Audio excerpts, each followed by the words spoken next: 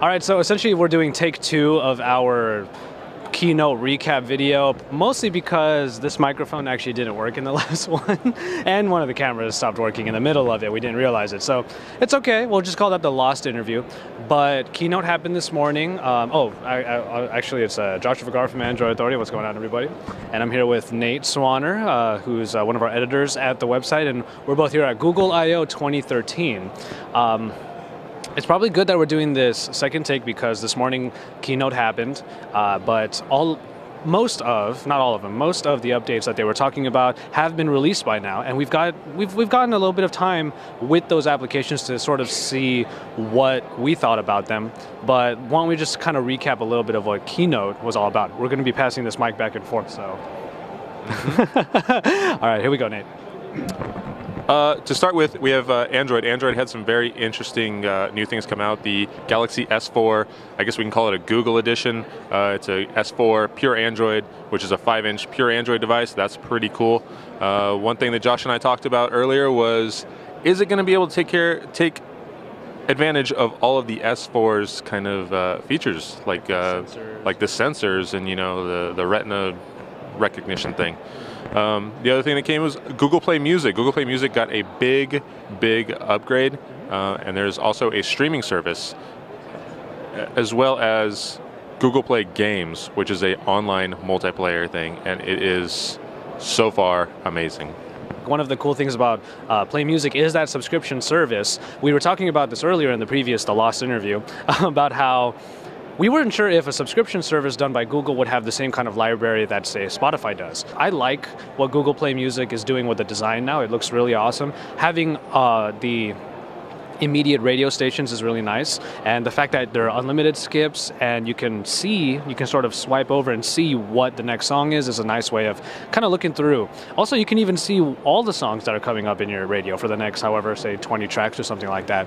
Overall, Google Play Music is, I think, a nice upgrade, but we weren't sure, rather, why they downplayed the subscription so much. It's kind of a big deal that they have a subscription service, which would potentially mean that Google's going to try to get the biggest possible library. They were already saying they have millions of songs, so we'll see where that goes. Gaming, yes, you were talking about gaming. Multiplayer gaming is going to be even better. There's a nice multiplayer game that we're probably going to try playing out a little bit, maybe tomorrow. But achievements, having saved games across all devices, that's really great.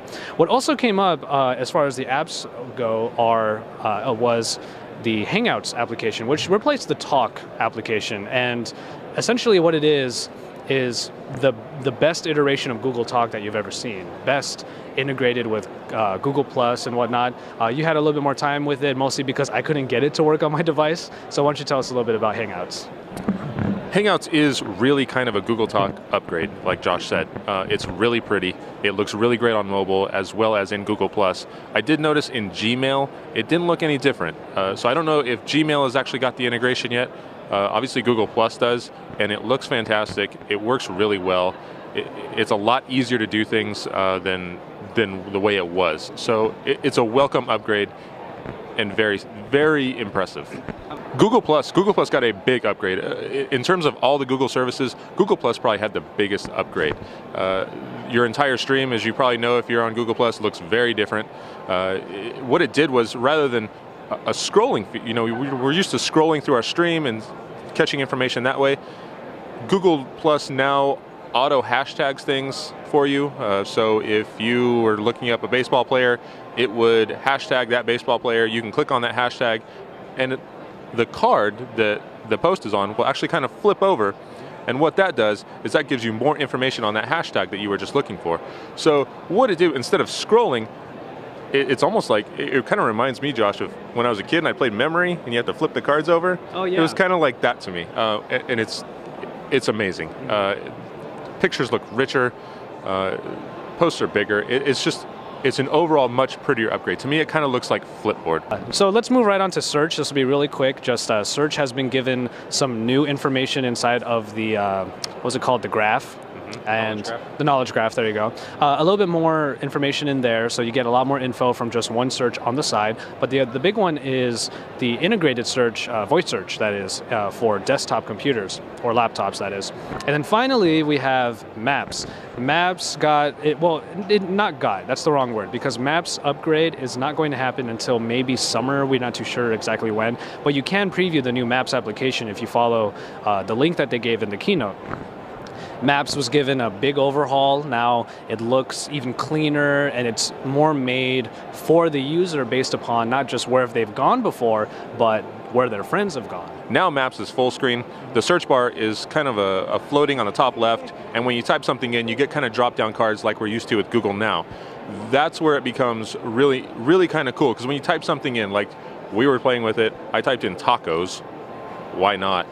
I typed in tacos, and it gave me a whole list of taco places here. The coolest part, obviously, if you go see in the keynote video that I'm showing right now, was that when you zoom all the way out, you can't just keep zooming, you do have to click Earth. Well, at least that's what we had to do. But once you click on Earth and you go all the way out, it gives you a real-time look at Earth right now. Maybe not necessarily the way Earth, like, it's not going to be to a T, but we were told the clouds are in sync, they're real-time, different weather patterns, stuff like that. You can actually see that. Zoom back far enough, you actually get to see constellations in the sky. You get to see the sun. The Earth is illuminated via the point of the sun, and it's incredible. It's a great look. Google made a really good point. Some people may not ever get to see, say, the bottom of the ocean or the archipelagos or all these crazy places all around the world. That's what Google Earth is here for. If they're not able to see those places, they can at least get a glimpse, a taste of it. Some people would say, oh, so you can zoom in on the Vatican in Google Earth and, oh, doesn't that ruin the majesty of it? No, you get a preview of it, you say, wow, that is really cool, I want to go there, and then you go there. And your experience is enhanced because you already had a taste of it, now you can fully appreciate it. It's like coming to San Francisco, Golden Gate Bridge. You do the street view through the Golden Gate Bridge, but it's not the same as actually doing it. So Nate, I'll throw it back to you for our sign-off here. Favorite part of the keynote and why? I think my favorite part of the keynote was the end, when Larry came out, totally unexpected.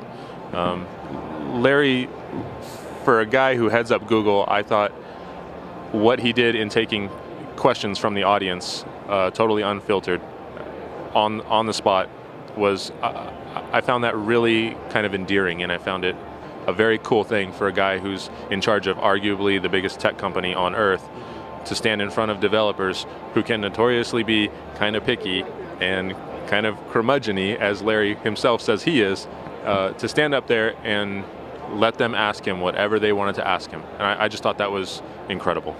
And Nate and I, Joshua Vergara, are here. We are AndroidAuthority.com. We're your source for all things Android. Remember, stay tuned and subscribe to our channel because you're going to see some cool stuff over the next few days. Thank you very much, guys.